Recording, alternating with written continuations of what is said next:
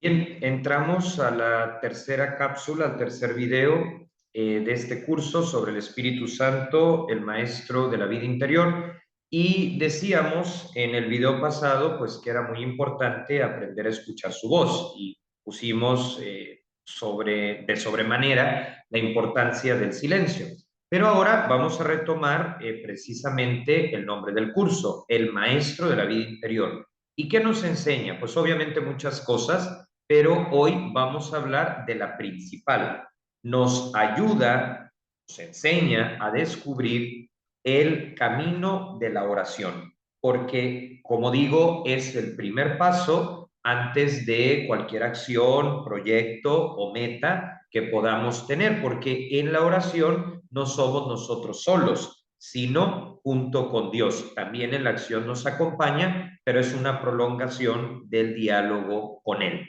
Entonces, terminamos el subtema anterior diciendo que escuchar es iniciar.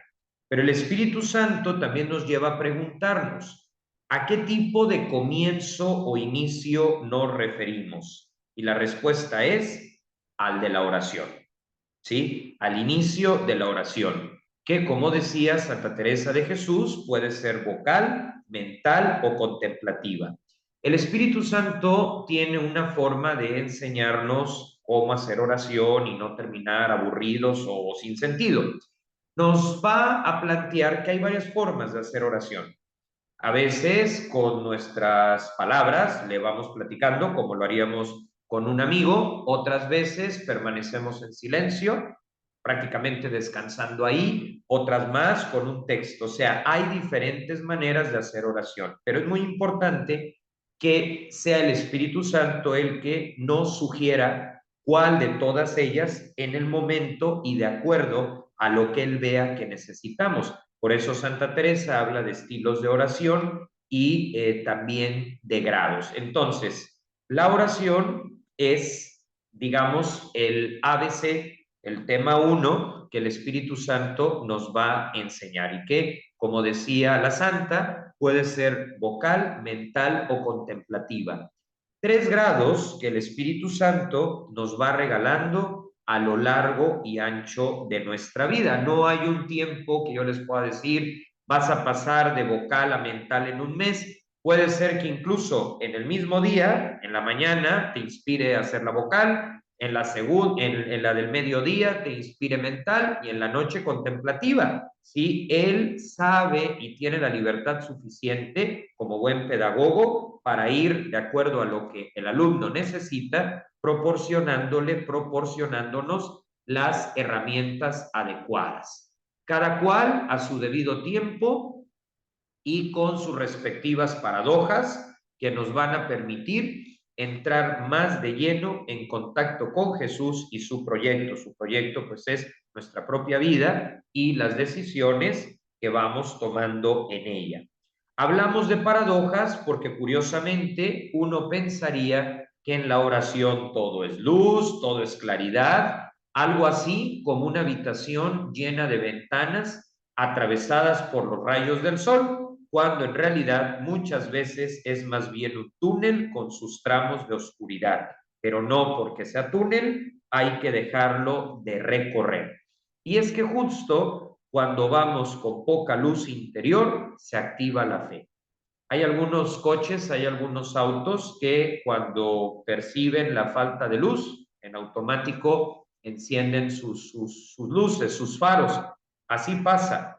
Cuando entramos en la oración y nos sentimos perdidos, el Espíritu Santo activa en automático esa luz que es la fe. Pero ya no desde el sentimiento, que como ya dijimos, viene y va con cierta facilidad, sino desde la certeza que es mucho más sólida. En pocas palabras, saber que Dios está, aunque la devoción brille por su ausencia. Nos dice también Santa Teresa que si se nos va la devoción, no nos preocupemos ni nos obsesionemos, porque así como se fue, regresará. Entonces, saber que Dios está, aunque la devoción brille por su ausencia. Claro que el Espíritu Santo también nos enseña que esto tampoco quiere decir que no haya momentos de claridad o de alegría sensible, porque sí los hay, pero recordando que no siempre será así, porque volvemos a lo mismo, este es un proceso y cada proceso tiene diferentes etapas y cada etapa tiene sus características. El Espíritu Santo nos enseña también que en la vida cotidiana o en la vida exterior siempre necesitaremos de la luz para no caernos. Ahí, por obvios motivos, no aplica la paradoja de que la oscuridad ilumina. Pero en la vida del espíritu, también llamada interior, que va más allá de las leyes de la materia, la oscuridad tiene un papel invertido. O sea, que ilumina porque activa la fe. Podríamos decir que el espíritu la necesita como ingrediente para poder crecer, porque gracias a ella el exceso de cálculo desaparece, el discurso racional queda atenuado y entonces nos abrimos a la experiencia, al misterio de Dios. A ver, aquí hay que hacer algunas aclaraciones. Cuando yo digo que la oscuridad, hablando de la oración, provoca que el exceso de cálculo desaparezca y que el discurso racional quede atenuado, no estoy diciendo que nos volvamos locos, no estoy diciendo que vayamos en contra de la ciencia o del sentido común. Lo que trato de decir es que muchas veces queremos meter a Dios en nuestros cálculos, queremos meter a Dios en nuestros conceptos y Él muchas veces lo que hace es dejarnos a oscuras para que pasemos de la idea a la experiencia. Obviamente no está en contra de la razón. Hay una encíclica del Papa Juan Pablo II que se llama Fides et Ratio, Fe y Razón. Santo Tomás de Aquino nos dejó muy claro que un católico busca la verdad desde la fe y desde la ciencia. O sea, esto no va en contra de ese binomio. Simplemente que estoy explicando por qué Dios nos permite momentos de oscuridad, por qué Dios permite que de pronto pasemos una temporada sin poderlo sentir y el Espíritu Santo, que es el pedagogo, que es el maestro, pues nos dice, a ver, o sea, lo que estoy permitiendo es que tus cálculos, que obviamente no alcanzan a abarcar las sorpresas que te quiero dar, los buenos momentos que te quiero regalar, se calmen un poco. Y entonces al no tener ese faro excesivo del cálculo, activo otro faro que es más sano, el de la fe, el de la experiencia e incluso el del misterio de Dios. Por lo tanto, no es que nos volvamos irracionales o contrarios a la ciencia, no. Lo que sí pasa es que con estas experiencias de oscuridad nos abrimos a la dimensión del Espíritu Santo, renunciando al exceso del yo. Hay que recordar que esto es una relación y por lo tanto hay dos partes, no somos nosotros unilaterales. Por eso el Espíritu Santo nos hace renunciar al exceso del yo. Es decir, cuando el ser humano vive la noche oscura, en las diferentes variantes de las que hablaba San Juan de la Cruz, se le aparecen en el horizonte dos opciones. La primera, estancarse amargamente, que por supuesto no la recomendamos, o caminar. Si cree en Dios, caminará y será guiado por Él, renunciando a sus propias seguridades para hacer de Jesús su centro. Y al dar ese paso, vamos a quedar mucho más firmes y contentos que antes. Cuando demos ese paso en medio de la oscuridad, en medio de ese discurso racional atenuado, volverá la luz, la claridad y nos sentiremos más libres, porque el primer efecto que produce pues este dejarse enseñar por el Espíritu Santo es que nos vamos a sentir más libres. ¿Sí? ¿Por qué? Porque empezamos a desprendernos, no de todo, porque lógicamente el ser humano es un ser social, es un ser en relación, pero sí nos vamos a desprender de lo que estorba, sí nos vamos a desprender de lo que hace daño, ¿no? Entonces va a volver la luz, va a volver la claridad y la persona, o sea, nosotros experimentaremos lo que es la libertad. Ese es el sentido de la paradoja que el Espíritu Santo nos enseña sobre la oscuridad espiritual, que no tiene nada que ver con la luz de una lámpara o cosa exterior, pero que nos sirve como analogía. En la espiritualidad, la fe es esa lámpara, ¿no? Ahora bien, el Espíritu Santo nos enseña que ser más libres significa volvernos personas completas, felices y transformadas por el proceso de Dios en nosotros. O sea, se van notando esos avances, un proceso que requiere, para que se pueda realizar, alternar momentos llenos de luz, de claridad, con momentos de profunda oscuridad y sequedad. Volvemos al caso de Teresa de Lisieux, que en los últimos meses de su enfermedad, la pobre casi llegó a la desesperación porque todo se le tambaleó. Pero cuando llega el momento de la muerte, en su último minuto, desaparece la sequedad y las carmelitas que estaban junto a ellas describen que su rostro se iluminó, y esto no es cursilería religiosa, es realmente lo que pasa, o sea, se alterna tramos de luz y oscuridad para equilibrar, pero al final pues siempre termina ganando la luz, ¿no? Entonces, este modus operandi, pues es notorio en la vida de los santos y de las santas. Acabo de mencionar a Teresa de Lisieux, que es el mejor ejemplo. Es decir, de aquellas personas que a partir de las paradojas de la oración fueron viviendo el verdadero significado de la vida y lo hicieron con buen humor, porque el Espíritu Santo nos enseña a tener buen humor. Este es otro de los elementos. Hay que preguntarnos, ¿cuándo fue la última vez que nos reímos? ¿Sí? Porque eso es un buen indicador de qué tan cerca o qué tan lejos estamos de él. ¿Y por qué hay buen humor? Porque alcanzaron a darse cuenta de que cuando Dios ocupa el primer lugar, todas las demás áreas de la vida se van encauzando y con ello se alcanza un desarrollo marcado por la armonía. El Espíritu Santo es armonía. Volviendo al punto, la oración es un camino en el que, como decía la Beata Concepción Cabrera de Armida, uno va experimentando las 4 estaciones del año. A ella le gustaba esa analogía y a mí me parece buenísima. Concepción Cabrera es otra gran pedagoga que nos ayuda a conocer al Espíritu Santo. Entonces dice, uno va experimentando las 4 estaciones del año: primavera, verano, otoño e invierno. Y nos dice la señora Armida que Dios las permite porque sabe que cada una de ellas nos va forjando y dejando frutos nuevos para que podamos ir desarrollando el andamiaje de nuestra vida y vocación. Ahora bien, como todo recorrido, siempre llevaremos a un acompañante, que es el maestro interior. En alguna ocasión salió el tema de que por qué Teresa de Lisieux decía que Cristo era su único director espiritual o el Espíritu de Jesús.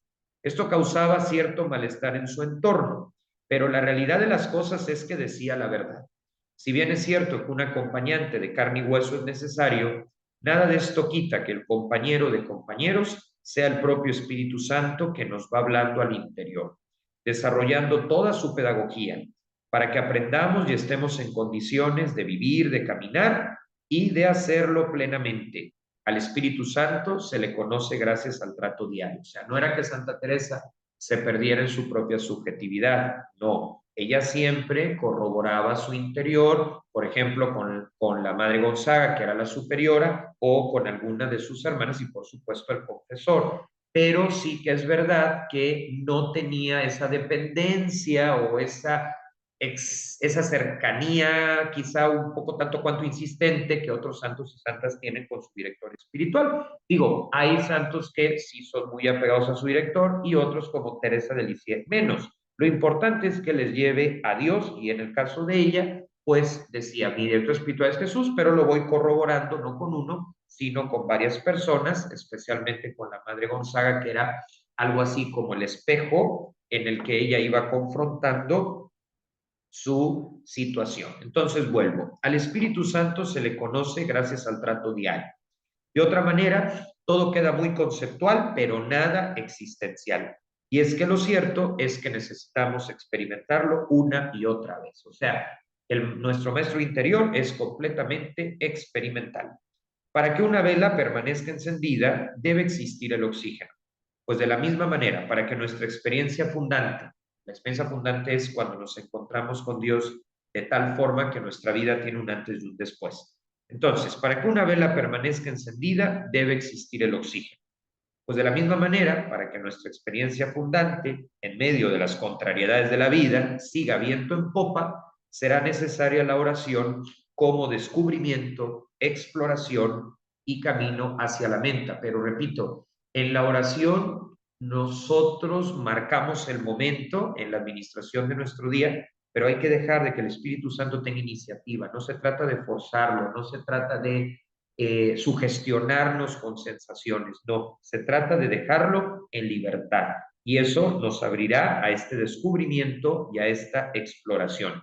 Así como no hay que forzar las relaciones humanas, tampoco hay que forzar la oración. Hay que dejar que el Espíritu Santo la vaya guiando. Si de verdad creemos en Él, le dejaremos que lo haga.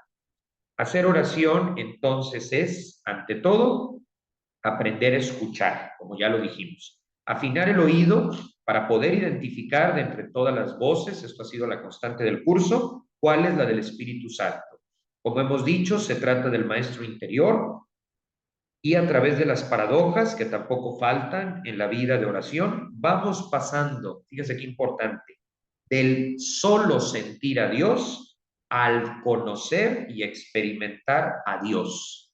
Esto último se traduce en certeza, es decir, en la raíz que sostiene la casa de la que Jesús hablaba cuando explicaba la diferencia entre aquella que fue construida sobre roca y la que no lo fue y por lo tanto terminó arrasada por el mal tiempo. Si nosotros no tenemos una vida de oración, pues a la primera crisis, a la primera incomprensión o incluso a la más mínima persecución, pues no vamos a poder ir adelante. ¿Por qué? Porque nadie da lo que no tiene y porque no se pueden improvisar estas cosas de un lunes para un martes. La paradoja más grande de la oración, nos enseña el Espíritu Santo, es que hablamos con alguien que no vemos. Y esto es lo que muchos han puesto como argumento para no creer. Sin embargo, la metafísica, ya desde tiempos de Aristóteles y posteriormente con el buen Tomás de Aquino, nos enseña que hay realidades invisibles en cuanto a su rostro, aspecto, forma, pero totalmente perceptibles por sus efectos. No vemos a Dios y sin embargo nos sostienen momentos en que no podríamos hacerlo por nuestras propias fuerzas. Y aquí pues platicar una anécdota. En una ocasión, pues tuve que pasar unos días en el hospital porque tuve un accidente contra un vidrio y pues a mí la sola idea de dormir en un hospital me daba mucho miedo, ¿no? Sin embargo, estando ahí, por aquello de que Dios sostiene, aunque no lo vemos, y siendo yo de un temperamento pues hasta cierto punto nervioso, sentí una paz extraordinaria, impensable, lo que demuestra que Dios claramente me estaba acompañando. O sea, la paradoja es que te acompaña alguien que no ves y que sin embargo te sostiene en esos momentos de dificultad. Yo me he sentido más nervioso fuera del hospital que en el propio hospital, lo que demuestra esa presencia de Dios más allá de lo que mis ojos pueden ver y que Aristóteles logró resumir en sus escritos sobre metafísica. Invisible, oculto, sí, pero palpable por sus efectos.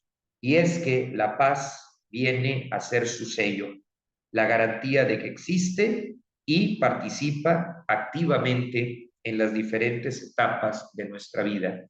No tenemos a un Dios al margen, sino que camina con nosotros. Tampoco es que nos resuelva la vida, tampoco es que nos haga la tarea, eso sería magia, sería infantilismo, no, o sea, no nos ahorra esfuerzos, no nos ahorra caídas, pero nos acompaña en medio de ellas.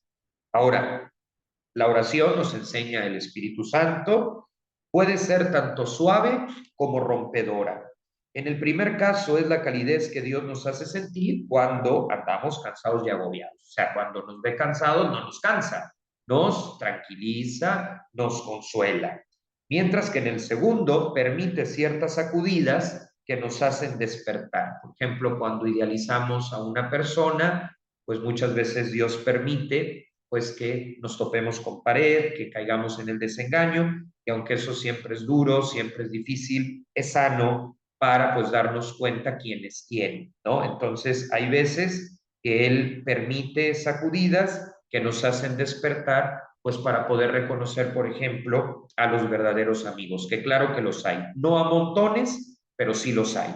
Y es importante, pues, esas sacudidas porque nos ayudan a madurar y a ser más astutos en esta vida, ¿no? Porque el ser astuto no está peleado con el ser creyente. Entonces, hay veces que la oración es rompedora. ¿Por qué? Porque se generan sacudidas que nos hacen despertar, aquellas que permiten darnos cuenta de nuestras limitaciones o de las limitaciones de los otros, no para juzgarlos, sino para ir entendiendo cómo funciona esta vida. Y el objetivo de esta oración, que muchas veces es rompedora, que no siempre es suave, ¿cuál es ese objetivo? Nos dice el Espíritu Santo, confrontarnos para liberarnos, es decir, nos enfrenta a nuestros propios miedos para que al ver que no nos pasa nada en ellos, podamos ir adelante. Y aquí surge otra paradoja. Pareciera que la dificultad se acaba solamente con la paz, pero Dios muchas veces permite crisis sobre crisis, no porque sea un Dios malvado, sino porque conoce nuestras inercias y lo que quiere es que dejen de ocasionarnos problemas. Entre la crisis y la paz permite dificultades intermedias, sacudidas profundas, eso es la crisis sobre la crisis. Y eso hace que la oración no sea un mirarnos obsesivamente a nosotros mismos, sino más bien ser capaces de salir a su encuentro. La crisis sobre crisis nos lleva a una conclusión, hacer nuestra parte, pero cuando el hacer nuestra parte ya se estiró lo más que se pudo, recurrir a Dios. Si no hubiera estas sacudidas, nos miraríamos demasiado a nosotros mismos y si hiciéramos que todo dependiera de nuestras fuerzas, pues no podríamos avanzar mucho. Claro que valemos, claro que el ser humano es muy interesante y muy inteligente, pero tiene límites, mientras que Dios no los tiene. Entonces, estas sacudidas profundas provoca que la oración no se enferme, que no se vuelva un mirarnos obsesivamente, sino más bien ser capaces de decir, esto me rebasa y buscar a Dios. En pocas palabras, el Espíritu Santo nos da equilibrio desequilibrándonos. Paradoja, por supuesto, pero siempre con un trasfondo de paz, de alegría, de avances. Sacude para luego estabilizar. Y cuando hablamos de estabilidad, en el camino o en el lenguaje de la fe, significa madurez. Estas oraciones que sacuden, estos cuestionamientos de parte de Dios, siempre tienen un fin positivo y ese fin es la madurez, que nos dejemos de preocupar por lo que no vale la pena preocuparse. El que piensa que el cristianismo es solamente hacer cosas, un mero activismo o voluntarismo, está equivocado. Lo primero es la conversión interior, y aunque es más difícil, también un cambio de mentalidad. O sea, nuestra mente va cambiando, pero cambia para bien. Una vez que suceden ambas cosas, podemos en verdad hacer algo, generando acciones apostólicas que sean significativas. Es decir, que nazcan de la contemplación del misterio de Dios, y es ahí que encontramos sin duda el enclave de la oración. Todo esto que estoy explicando es lo que el Espíritu Santo nos explica. Simplemente, bueno, le presto voz y no estoy diciendo que yo sea un vocero de él, para nada. Solo estoy diciendo que, bueno, los que hemos estudiado el Espíritu Santo y vamos haciendo camino con él, bueno, vamos entendiendo que estas son algunas claves. Desde luego, en todo momento aparecerá un clásico de la vida espiritual. Nos referimos al hecho de querer retirarnos del juego porque sentimos que Dios no nos escucha, y es que muchas veces pedimos y pedimos, pero no hay ni una coma por respuesta, ¿no? El otro día una persona me dijo, es que Dios me deja en visto. A veces sentimos que nos dejen visto, pero a diferencia de quien sí nos deja en visto en algún momento de nuestra vida, Él sí te lee y sí te va a responder, pero lo va a hacer más allá de un mensaje, va a transformar nuestra vida, nuestra mente, pero para bien. Siempre hay un trasfondo de bien. ¿Qué se gana con esto, no? De que a veces pedimos y no hay respuesta. ¿Qué se gana con estas esperas? Crecer en la fe y en la esperanza. No es que Dios se haga del rogar, no. Lo que busca, aquello que pretende, es llevarnos a la cumbre de la oración. ¿Cuál es esa cumbre? La confianza. Por lo tanto, hay que perseverar en lo que pedimos. Eso sí, abiertos a lo que sea su voluntad. Pero cuando ubicamos que nos quiere dar una respuesta positiva y no termina de darla, es un tipo de dificultad intermedia que tiene un fin terapéutico, a saber, enraizar nuestra capacidad de confiar en Él. Y mientras tanto, poder seguir con las demás áreas de nuestra vida para no absolutizar las peticiones que tengamos. Es decir, se vale pedir algo, pero sin llegar al exceso de paralizarnos en lo que nos lo da. A veces, ante la falta de respuesta en un punto, queremos paralizar los otros 10 y es que Dios no funciona así. Confiar significa hacer todo lo que esté en nuestras manos para alcanzar lo que buscamos. Por ejemplo, comprar una casa, titularnos, pero poniéndolo en su presencia. Pero en una presencia que no nos lleve a mandar a volar todo lo demás o a ver solo lo que no tenemos, obviando lo que sí tenemos.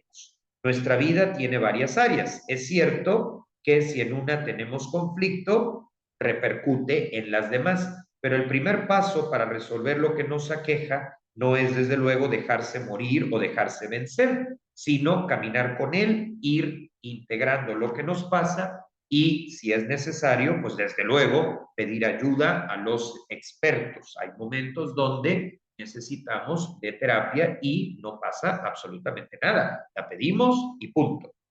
Es cierto que hay algunas veces en las que Dios nos sorprende, en cambio, por la rapidez de su respuesta. Sin embargo, la mayoría de las veces el sí que nos da cuando le pedimos algo es un sí en desarrollo. Es decir, que se va desenvolviendo poco a poco. Digamos que es un sí con fechas a plazo, considerando los tiempos y sobre todo lo que realmente nos viene bien en ese momento y con miras al crecimiento de lo que somos. Por lo tanto, la oración es la clave para poder hacer de las paradojas los cimientos de nuestra vida en el seguimiento de Jesús, sacerdote y víctima. O sea que hoy el Espíritu Santo nos enseña que hay que pasar por diferentes etapas, por diferentes estaciones, como decía Concepción Cabrera, pero que todo eso forma parte del aprendizaje, ¿no? Yo pienso, por ejemplo, en los 6 años de primaria. Cada uno tiene su plan de estudios, ¿no? Y se considera la edad, porque no es lo mismo primaria baja que primaria alta. Cada grado tiene su función. Pues lo mismo sucede en este camino de la oración donde no hay que desanimarse, porque incluso cuando recibamos un no, es un no a lo que quizá, o lo que de hecho no estamos considerando, pero es un no a X que se vuelve un sí para 10,000 opciones más. Así que un no siempre abre la puerta a un sí, pero el sí enriquecido por lo que el Espíritu Santo ve y que nosotros no vemos. Por lo tanto, la oración es un camino, yo siempre digo es como el gimnasio, ¿no? Para poder tener buena condición física, pues hay que ir. Lo mismo en la oración. De repente yo creo que a todos nos ha tocado la oportunidad de conocer personas que les pasa algo tremendo, tremendísimo, y que no pierden la paz. Y nosotros, por menos de eso, pues se nos cae el mundo, ¿no? ¿Qué es lo que pasa? Pues que son personas que ya han hecho un recorrido en el camino de la oración. Y es que en ese proceso Dios te va dando elementos. Entonces, la oración también se nota. Y muy importante, se nota no con gestos excéntricos, ojos hacia atrás o cuestiones raras, no. La oración se nota precisamente cómo vive la persona. Hay gente que cree que estar diciendo Dios te bendice cada 5 minutos o mandando cadenas de oración por chat, eso es reflejo de oración. No, eso no es reflejo de oración, eso es simplemente ser un poco insoportable y que uno tiene que trabajar en ser pues más agradable, más amable con los demás. Andar repartiendo bendiciones a cada 5 minutos no es la solución. Eso no demuestra que haya una experiencia de fe. La experiencia de fe va más bien en cómo vivimos y cómo tratamos a las personas. Por supuesto que es muy válido pedir por los demás en la oración, por supuesto que la iglesia tiene toda autoridad para bendecir, para pedir a Dios que nos ayude, o sea, eso no está en tela de juicio. Pero lo que trato de decir es que la oración o el efecto o quien ya ha caminado en ella es muy natural en el trato. no se anda con rollos, no se anda con cosas piadosas raras, sino que con mucha naturalidad, pero en esa naturalidad te encuentras con alguien que te transmite paz, te encuentras con alguien que te abre la perspectiva y que directa o indirectamente te ayuda a ser tu mejor versión. Pues con esto concluimos la parte 3 de nuestro curso sobre el Espíritu Santo, el Maestro Interior.